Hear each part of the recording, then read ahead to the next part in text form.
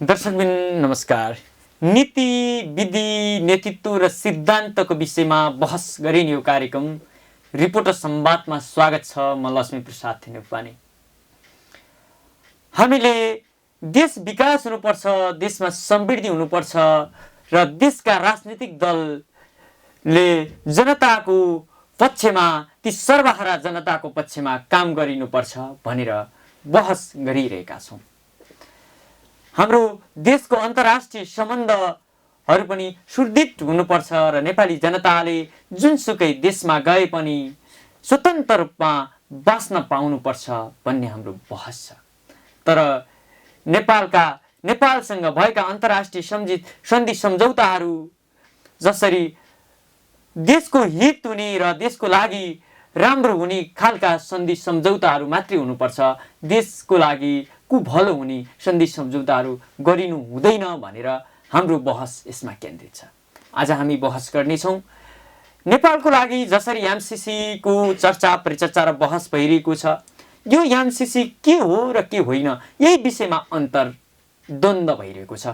एमसीसीको विषयमा यति चर्चा परिचर्चा भयो, नागरिक समाज आन्दोलनमा छ, सरकार पक्षले भन्छ एमसीसी पास गर्नुपर्छ, अन्य दलहरू पनि कोही पास हुनुपर्छ कोही पास हुनुहुन्न भन्ने विषयमै जसरी दलबल चलिरहेको छ, तर त्यसमा टुङ्गोमा आइपुगेको छैन। आज हामी यही विषयमा बहस गर्नेछौँ। एमसीसी के हो, के होइन, एमसीसीले के गर्छ के गर्दैन, एमसीसी देशको लागि पास गर्दा घाटा कि फाइदा लगायतका विषयमा बहस गर्नेछौँ र त्यहाँभित्र पनि हामी प्रवेश गर्नेछौँ र नेपालको समसामयिक राजनीतिक विषयमा पनि चर्चा गर्नेछौँ। यही कुराकानीको लागि हाम्रो बिचमा हुनुहुन्छ डाक्टर के राई, जसपाका केन्द्रीय सदस्य। उहाँलाई म कार्यक्रममा स्वागत गर्न चाहन्छु। सर नमस्कार। हजुर नमस्कार लक्ष्मी। सर, यो एमसीसीको विषयमा चर्चा परिचर्चा र बहस भयो, के भयो भन्नुहुन्छ भने यो के हो के होइन भन्ने विषयमा नै नागरिकहरूलाई त्यो अन्यलमा परेको अवस्था छ। तपाईँकै मुखबाट सुनौँ कि एमसीसी वास्तवमा के हो? यो एमसीसी के हो भन्ने कुरा चाहिँ नि बुझ्नु जरुरी छ। त्यसकारण एमसीसी चाहिँ नि यसको सिद्धान्त, मूल सिद्धान्त के हो त, यसको चाहिँ नि मेन मुख्य गरिकन यसको सिद्धान्त चाहिँ के हो भन्ने बुझ्यो भने प्राय चाहिँ नि यसको चाहिँ नि आशयहरू, यसको इन्टेन्सनहरू सबै बुझिन्छ। त्यसैले 2001मा जब ट्विन टावर एट्याक भयो, त्यसपछि जर्ज बुश नामको चाहिँ नि त्यति बेला राष्ट्रपति थिए। त्यसपछि उनीहरूले चाहिँ आफ्नो परराष्ट्र नीति अथवा चाहिँ नि अन्तर्राष्ट्रिय सम्बन्ध, अन्तर्राष्ट्रिय विकासको साझेदारी सम्बन्ध यो कुरामा रिभ्यू गर्ने भन्ने कुरा भयो, पुनरावलोकन गर्ने कुरा भयो। त्यसपछि उनीहरूले के निचोडमा निकाले भने अब चाहिँ नि अमेरिकाको राज्य कोषबाट हामीले जुन युएसआइडी मार्फत विभिन्न गरिब देशहरू, डेभलपिङ कन्ट्रीहरूमा सहयोग गरिराखेका थियौँ, त्यसलाई रिभ्यू गर्नु पर्यो। त्यो पैसाले पनि सफिसियन्ट चाहिँ नि उनीहरूको विकास भएन, केही जनचेतनामूलक कार्यक्रम भयो, पैसा छरियो, राज्य कोषको पैसाले यसरी पुग्दैन, अमेरिकन जनताले पनि राज्य कोषको पैसा विदेशमा खर्च नगर भन्न थाले। यी विभिन्न कारणले गर्दाखेरि उनीहरूले चाहिँ नि एउटा 3 पिलर स्ट्र्याटेजी भनेर चाहिँ नि बनाए। त्यो चाहिँ एमसीसी भनेर चाहिँ नि बन्यो। त्यो 3 पिलर स्ट्र्याटेजी, त्यसको मूल सिद्धान्त चाहिँ नि के छ भन्दाखेरि 1 नम्बर पिलर भनेको चाहिँ नि अमेरिकन सेक्युरिटी फर्स्ट, अमेरिकाको सुरक्षा पहिलो 1 नम्बर। 2 नम्बरमा स्मार्ट डिप्लोमेसी, कूटनीति चाहिँ एकदम स्मार्ट हुनु पर्यो, एकदमै स्मार्ट हुनु पर्यो, सुपर स्मार्ट हुनु पर्यो भन्ने, सम्बन्ध कसरी गर्ने, कसरी बोल्ने, कसरी सम्बन्ध राख्ने चाहिँ स्मार्ट हुनु पर्यो भन्ने चाहिँ स्मार्ट डिप्लोमेसी चाहिँ उनीहरूको स्ट्र्याटेजी नम्बर 2 थियो। नम्बर 3 चाहिँ के थियो भने अब development, international cooperation and development by private investment, private corporate हाउसहरूलाई समावेश गरेर देश विदेशमा जाने भन्ने कुरा थियो। यो तेस्रो नम्बर जुन छ त्यो चाहिँ नि के हो भनेदेखि अब अमेरिकन राज्य कोषको लगानी नगर्ने अन्तर्राष्ट्रिय विकासमा सहयोगमा।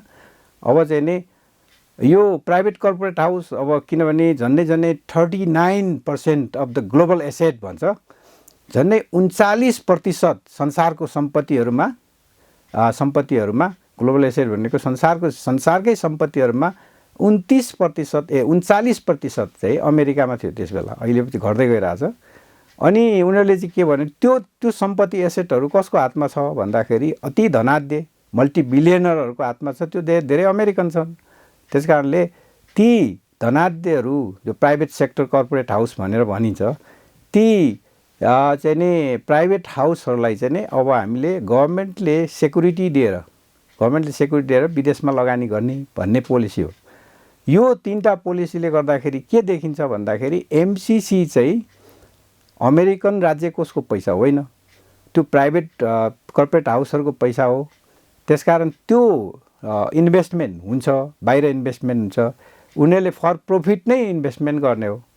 र त्यसको रोल चाहिँ की रोल चाहिँ उनीहरूको सेक्युरिटीको लागि, उनीहरूको इन्भेस्टमेन्टको सेक्युरिटीको लागि, सुरक्षाको लागि चाहिँ गभर्मेन्ट अमेरिकन गभर्मेन्टले चाहिँ सेक्युरिटी दिने भन्ने कुराबाट यो चाहिँ नि एमसिसी चाहिँ नि सुरु भयो। त्यसकारण चाहिँ नि एउटा अमेरिका सुरक्षा फर्स्ट, दोस्रो चाहिँ स्मार्ट डिप्लोमेसी, तेस्रो चाहिँ नि यो डेभलपमेन्ट पार्टनरसिपमा चाहिँ प्राइभेट कर्पोरेट हाउसको लगानी। त्यसकारण एमसिसीको हेडक्वार्टर चाहिँ नि तपाईँको न्युयोर्कमा स्थापना भयो।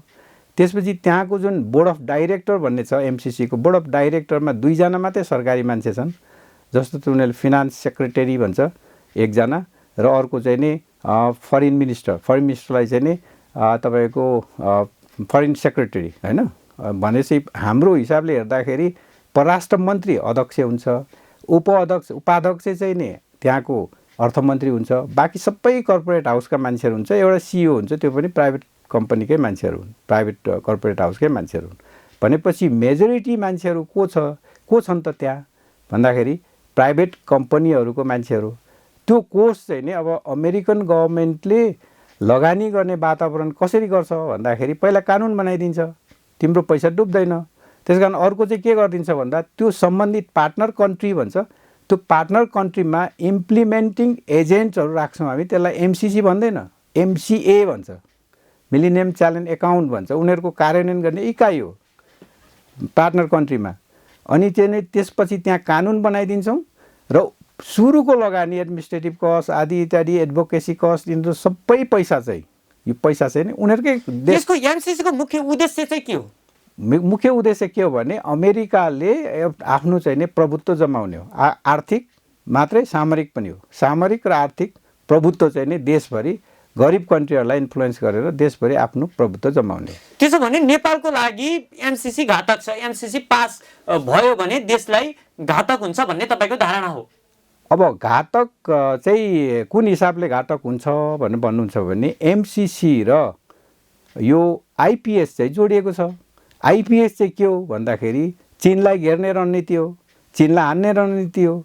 त्यसमा चाहिँ नि तपाईँको हामी चाहिँ नि चीनलाई हान्ने समूहमा, चीनलाई हान्ने भनौँ न, चीनलाई हान्ने समूहमा हामी चाहिँ नि समाहित हुन्छौँ।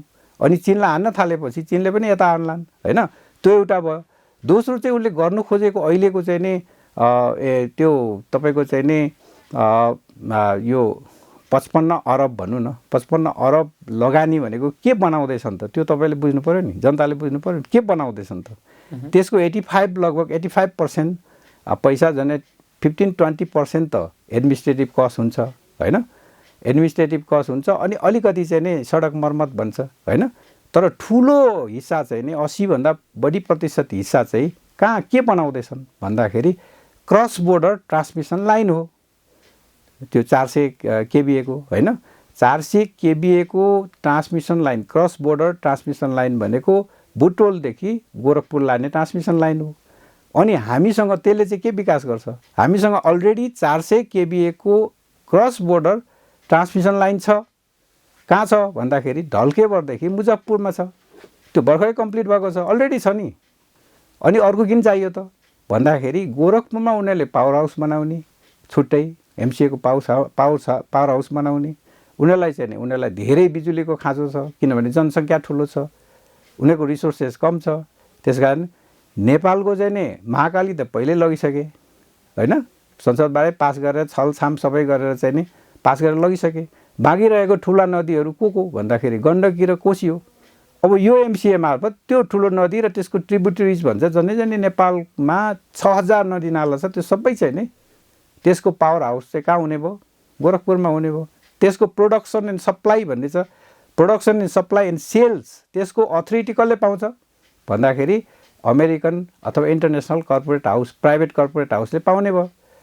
अनि त्यहाँ यस्तो यस्तो कुरा लेखिएको छ कि तपाईँले चाहिँ नि त्यो हाम्रो चाहिँ नि अधिकारबाट बाहिर गयो, हाम्रो अधिकारबाट सम्पूर्ण रूपले बाहिर गयो। अब चाहिँ नि तपाईँले चाहिँ नि लाइसेन्स दिनेदेखि लिएर कन्ट्रोल नियमन गर्नेदेखि लिएर त्यो सबै अधिकार चाहिँ तपाईँले एमसिसीलाई दिनुहुँदैछ। एमसिसी कानुन मार्फत संसदले पास गरिदिइसकेपछि त गयो नि त। र त्यसको सबभन्दा ठुलो गुदी कुरो चाहिँ के हो भनेदेखि अब यो जति पनि नदी नाला छन् यहाँबाट विद्युत उत्पादन गर्न पाउने production and supply and sales भन्छ, त्यसको अथोरिटी चाहिँ प्राइभेट सेक्टरलाई दिने, इन्टरनेसनल कर्पोरेट हाउस होइन।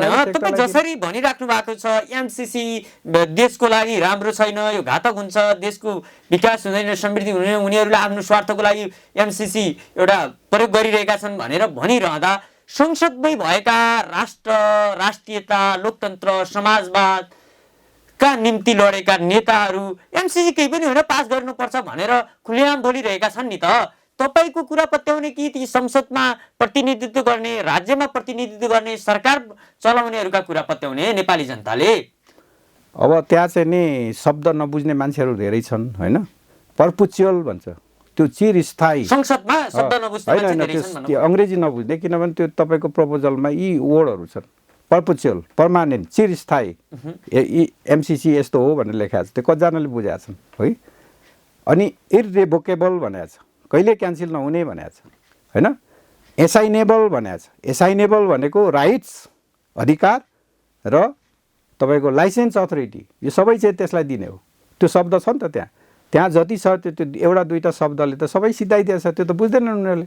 बुझ्ने मान्छे कति छन् तपाईँको सांसदहरू, तपाईँको नेताहरू कति मान्छे छन् त्यो भाषा लिगल ल्याङ्ग्वेजहरू बुझ्ने? होइन, डाक्टर बाबुराम भट्टराई त एउटा बौद्धिक नेता हो नि त, उहाँले पनि त एमसिसी पास गर्नुपर्छ भनिराख्नु भएको छ, तपाईँकै पार्टीको नेता। उहाँले पनि के इङ्ग्लिस नबुझेको हो?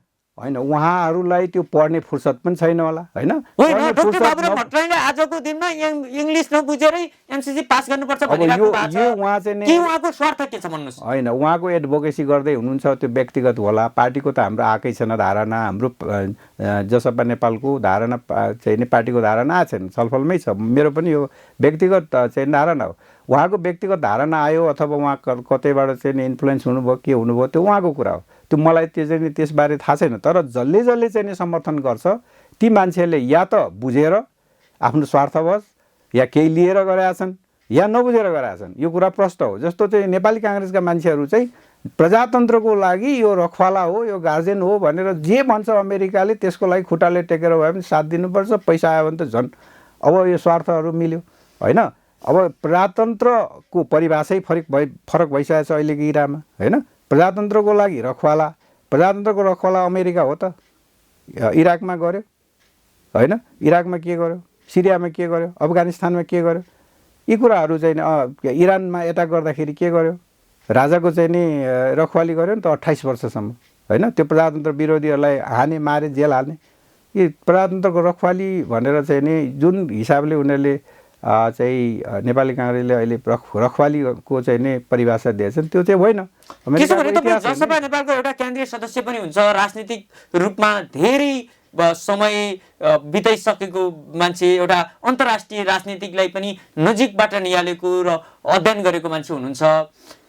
अब यो एमसिसीले गर्दा जसपा फुट्ने सम्भावना कति रहन्छ भन्नुहोस्? जसपा मात्र होइन, धेरै पार्टी दुई फ्याकमा जान्छन् हेर्नुहोस् होइन। किनभने एउटा त दलालहरू एकतिर जाने भए, अमेरिकन दलालहरू एकतिर जाने भए, राष्ट्रवादीहरू एक ठाउँमा जाने भए, त्यो त जसपा मात्रै होइन। यस्तै हो भने अब यो त अब छलफलमा जाला, पछि भविष्यमा के देखाउँछ भने यदि यो पास गर्ने यिनीहरूले चाहिँ नि सुलेमानी हुन्छु भन्ने डरले चाहिँ पासै गर्नु खोज्यो भने जनताले पनि यिनीहरूलाई माग्दैन। होइन, तपाईँकै भाषामा तपाईँकै शब्दमा भन्ने हो भने जसरी केपी शर्मा ओलीले, शेरबहादुर देउवाले या उपेन्द्र यादव, तपाईँको चाहिँ बाबुराम भट्टराईले इङ्ग्लिस नबुझेरै उनले उसको एमसिसीको समर्थन गरिरहेका छन् भनेर भन्न मिल्छ? नबुझ्ने दुईटा पढेर नबुझ्ने या नपढिकन बुझ्ने या चाहिँ यहाँ के छ त्यो ठिक छ भनेर कि त उहाँहरूको स्वार्थ के छ भन्नुहोस्? तपाईँ अन्तर्राष्ट्रिय सम्बन्ध बुझेको मान्छे हो, एमसिसीको विषयमा गहिरो अध्ययन अनुसन्धान गरेको मान्छे हुनुहुन्छ, उहाँहरूको स्वार्थ चाहिँ के हो? निजी स्वार्थ बताउनुहोस्।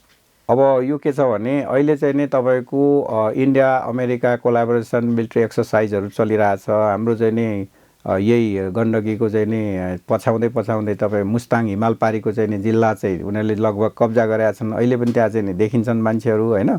अनि अर्को चाहिँ नि तिब्बत फ्री तिब्बतको मुभमेन्टमा भारत अमेरिकाले सहयोग गरेको त सबैलाई थाहा छँदैछ। कोल्ड वार चलिरहेछ अहिले, कोल्ड वार फेरि सुरु भइसक्यो। तपाईँले हेर्नुभयो होला एसियामा चाहिँ नि चाइना र रसिया र उत्तर कोरिया भर्सेस अमेरिका इन्डिया यी चाहिँ नि यिनीहरू लागिसकेका छन् होइन।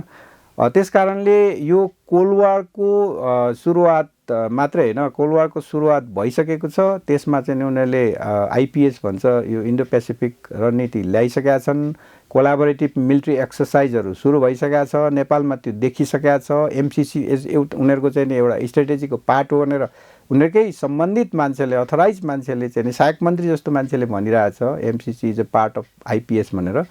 त्यस कारणले चाहिँ नि उनीहरूले भनिसकेको कुरा हामीले होइन भन्दै हिँड्नु भने मूर्खता हो। यो भ्रमजाल होइन। नेपालका तपाईँको शीर्ष नेताहरू सरकारमै रहेको दलले पनि एमसिसी ठिक हो, पास गर्नुपर्छ भनेर किन भनिरहेछ? मेरो प्रश्न त्यहाँनिर। अब तपाईँले के बुझ्नुहोस् भने अब यो संसदीय व्यवस्थामा चुनाव जित्नलाई पैसा चाहिन्छ होइन, पैसा चाहिन्छ। अब एडभोकेसी अन्तर्गत उनीहरूले पैसा अन्दर टेबल पनि दिइरहेका छन् खुल्लाम रूपमा होइन। अब त्यो चाहिँ नि नेपालका चाहिँ नि सांसदहरू चाहिँ कस्ता छन् भने अब यो तपाईँको चाहिँ नि गुरुले के भन्छ, नेताले जे भन्यो त्यो चाहिँ नि खुरुखुरु चाहिँ नि सही गर्ने, त्यसमा चाहिँ विवाद नगर्ने दास प्रथा छ नि त। त्यो दास प्रथा भएको हुनाले मालिकलाई किन्यो भने हुन्छ भन्ने पनि होला उनीहरूको। एडभोकेसी अन्तर्गत त चाहिँ नि अमेरिकन मल्टिबिलियनरहरूले त संसारको रिसोर्सेसहरू क्याप्चर गर्नुको लागि त they do everything they like, बुझ्नुभयो? जे पनि गर्छन् तिनीहरूले। तपाईँको पहिलाको रिसोर्सेस के थियो भन्दाखेरि पेट्रोलियम पदार्थहरू थियो होइन। त्यसको लागि कत्रो चाहिँ नि सङ्घर्ष भयो। तपाईँको चाहिँ नि अरबियन गल्फ कन्ट्रिजहरूमा कत्रो चाहिँ नि राजनीति भयो। त्यस्तै गरिकन अबको चाहिँ नि सबभन्दा ठुलो रिसोर्सेस भनेको त वाटर रिसोर्सेस हो होइन। अब वाटर रिसोर्सेस नेपालको जस्तो वाटर रिसोर्सेस ब्राजिल पछिको त हाम्रो हो नि त होइन। त्यस कारण चाहिँ नि वाटर रिसोर्सेसहरू उनीहरूले चाहिँ नि पानी बिजुली संरक्षण गर्ने भनेको माथि उठाएर धेरै माथि उठाएर हाइटमा उठाएर रिजर्भ गर्ने हो, त्यहाँबाट तल झारेर बिजुली निकाल्ने हो। त्यसलाई बिजुलीको संरक्षण रिजर्भेसन भन्छ। बिजुली हाम्रो त त्यस्तो डाँडा त कति छन् नेचुरल डाँडाहरू छ नि त। त्यस कारण ती 6000 नदी नाला क्याप्चर गर्नुको लागि उनीहरूले चाहिँ नि अलिअलि चाहिँ नि त्यो तपाईँको त्यो छर्ने काम त त्यो त गरिसकेका छन् भन्ने कुरो सङ्केत हामीले पाइसकेका छौँ। ब्लाइन्डली सपोर्ट गर्नुको अर्थ के हो? हाम्रो देश चाहिँ नि उनीहरू आउँदाखेरि के तिम्रो नदी नाला किन्छु भनेर त आउँदैन नि, तिम्रो विकास गरिदिन्छु भनेर आउने हो। क्रस बोर्डर चाहिँ नि ट्रान्समिसन लाइनले विकास हुन्छ? अलरेडी हाम्रो भएको चाहिँ नि त्यो 400 केबीएको चाहिँ के गर्ने नि होइन। गोरखपुरमा नै चाहिने उनीहरूको मिलिट्री एक्सर्साइज, ब्यालिस्टिक मिसाइल हान्ने, त्यसपछि त्यो चाहिँ नि मुस्ताङसम्म पुर्याउने, फ्री तिब्बत भनेर चाहिँ सहयोग गर्ने गऱ्यो भने भोलि चाहिँ नि चाइनाले मागिराख्छ, यता फर्कायो भने को मर्छन्? नेपाली मर्दैनन्? नेपाली मर्छन्, लाखौँ लाख मर्छन्, अलिअलि होइन। तपाईँको अफगानिस्तानमा मरेको भन्दा बढी नेपालमा मर्छन्। त्यो चाहिँ नि तेस्रो विश्वयुद्धको सुरुवात नेपालबाट हुन्छ यदि हामी त असंलग्न बस्ने हो नि त। हाम्रो के हो त्यो ठुलो चाहिँ नि लडाइँहरूको बिचमा, अमेरिका र चीनको लडाइँको बिचमा हामी किन एक लाइनमा बस्नु पर्यो? किन चाहिँ नि अमेरिका भारतको पक्षमा बस्नु पर्यो? हाम्रो चाहिँ नि नीति चाहिँ नि त्यस्तो हुनुपर्छ। हाम्रो नीति त चाहिँ नि तपाईँ असंलग्न नीति हो नि। नेपाल त स्वतन्त्र देश हो उहिलेदेखि अहिलेसम्म। अनि एउटातिर लडाइँको एक भागतिर एउटा चाहिँ नि दुईवटा चाहिँ नि साँढेहरू मिलेछ, अर्को साँढेतिर हामी किन मिल्न जाने? हाम्रो देशै नरहन सक्छ भोलि। मिलिट्रीहरू आइसकेपछि तपाईँको त्यो मिलिट्रीहरूसँग त गर्नुहुन्छ, तपाईँ बोल्नु सक्नुहुन्न। तपाईँको छोरीबेटी अफगानिस्तानमा के भयो? छोरीबेटी राम्री केटीहरू देख्यो भनेदेखि केटालाई गोली हानिदिने, केटीलाई लगेर क्याम्पमा लगेर बलात्कार गर्ने, त्यही खाल्डो गरेर पुर्दिने, अनि सबै तालिबानको सङ्ख्या, अनि सबै तालिबान भए। आखिरमा हार्नु पर्यो। बन्दुक भनेको त के हो? भङ्सु बन्दुक हिंसा भनेको के हो? त्यो त आतङ्क हो नि। भोलि तपाईँको त्यो यो नहोला भन्ने छैन नि त। त्यसलाई रोक्नुको लागि यी नेताहरूको चाहिँ नि चेत खुलेका छैन, स्वार्थमा बिकेका छन्। चुनाव जित्नु पर्यो, मासु भात खुवाउनु पर्यो, त्यसको लागि पैसा चाहियो। पैसामा बिक्या हो यिनीहरू, भोलि जनताले मागिराख्दैन यिनीहरूलाई। त्यसो भने एमसीसी पास गर्नुपर्छ भन्ने व्यक्तिहरू र एमसीसी को पक्षमा बोल्नेहरू सबै एमसीसी को पैसामा बिकिसकेका छन् भन्ने तपाईँको धारणा हो? अब त्यस्तै देखियो, किनभने त्यसमा चाहिँ नि क्लियर कट राम्रोसँग आफ्नो मान्छे आफूले बुझ्दैन भने, इङ्ग्लिस बुझ्दैन भने उनीहरूले धेरै घुमाएको छ, जार्गन गरेका छन् होइन। अनि त्यो चाहिँ नि सेमी लिगल ल्याङ्ग्वेजहरू राखेका छन्, त्यो कमन इङ्ग्लिसहरू होइन, त्यो बुझ्दैन भनेदेखि बुझ्ने मान्छे राखेर यो के हो मलाई बुझाऊ भन्नु पर्यो नि त। अब जसपाको आधिकारिक धारणा आएको छैन, जसपाको आधिकारिक धारणा आयो भने एमसीसी पास हुनुहुन्न, एमसीसी राष्ट्रघाती छ भनेर धारणा निकाल्न सक्छ? हाम्रोमा मोस्ट प्रोभाबली त्यो होला, छलफल हुँदैछ, अब हुने क्रममा छ। केसका के होइन, तपाईँ जस्तो बौद्धिक मान्छेले चिनाइराख्नु भएको छ, बुझाइराख्नु भएको छ, सुनाइराख्नु भएको छ, इङ्ग्लिसका वर्डहरू नेपालीमा ट्रान्सलेसन गरिदिइराख्नु भएको छ। अब त जसपाको धारणा त आउला नि त, बाबुराम भट्टराई पनि एमसीसी पास गर्नु हुँदैन भन्ने पक्षमा त लाग्नु होला तपाईँका कुरा। लाग्नुपर्छ, किनभने मेजोरिटीले के भन्छ गर्न सक्नुहुन्छ। बाबुराम भट्टराईले तपाईँको पक्षमा तान्न सक्नुहुन्छ, एमसीसी पास हुँदैन, गरिनु हुँदैन भन्ने पक्षमा तपाईँ ल्याउन सक्नुहुन्छ। त्यो डिबेट चल्नै बाँकी छ, छलफल हुनै बाँकी छ, तर मेजोरिटीले के भन्छ त्यही कुरा मान्नु पर्यो, नेताले पनि कार्यकर्ताले पनि होइन। होइन, एमसीसी त बाबुराम प्रधानमन्त्री भएकै पालामा भएको सम्झौता हो नि त होइन? यो बाबुरामले कुन हिसाबले हेर्नु भएको छ होइन, कुन टाइममा भयो, तर यिनीहरूको चाहिँ नि सुरुवाती यो साइन गरेको चाहिँ दुईजनाले अथेन्टिक रूपमा देखिएको छ। पहिला चाहिँ नि ज्ञानेन्द्रबहादुर कार्कीले गराएको छ त्यो प्रपोजलमा होइन, त्यसपछिको इम्प्लिमेन्टेसन प्लान भन्नेमा चाहिँ युवराज ग्यावालीले गराएको छ, के अरे युवराज खतिवडाले गराएको छ है, दुवै अर्थमन्त्री। होइन, एमसीसी या नेपालमा आउनुपर्छ भन्ने पक्षमा बाबुराम भट्टराईको हात छ कि छैन तपाईँ भन्नुहोस्? मलाई त त्यस्तो लाग्दैन, किन लिखितमा त त्यो छैन। लिखितमा दुईजना मान्छे प्रष्ट देखिन्छ। लिखितमा त्यो ज्ञानेन्द्रबहादुर कार्कीले पनि मन्त्री हुँदाखेरि उनले चाहिँ नि एउटा सिओ र ऊ चाहिँ नि काउन्टर पार्ट चाहिँ नि उसको मन्त्री थिएन। सिओले चाहिँ नि यो एमसीसीको नियोगबाट आएको सिओ र उसले चाहिँ नि साइन गराएको छ होइन। त्यसपछि दोस्रो त्यो चाहिँ नि प्रपोजल भयो, सुरुको प्रपोजल भयो।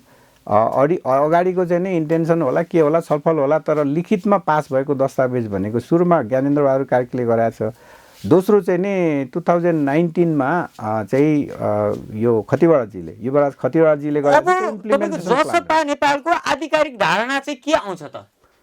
आधिकारिक धारणा चाहिँ हामी चाहिँ पेट्रोटिक, हामी राष्ट्रवादी भएको कारणले गर्दाखेरि यो एमसीसी चाहिँ नि ठिक छैन, टोटली ठिक छैन। यसको दुईटा मात्रै अप्सन छ, रिजेक्ट गर्ने हो, जसरी श्रीलङ्काले रिजेक्ट गर्यो। त्यो संशोधन भन्ने हुँदैन, संशोधन त उनीहरू मान्दैन, किनभने त्यहाँ पोइन्ट जुन खोजेको छ त्यहाँ त 2-3वटा पोइन्ट मात्रै छ।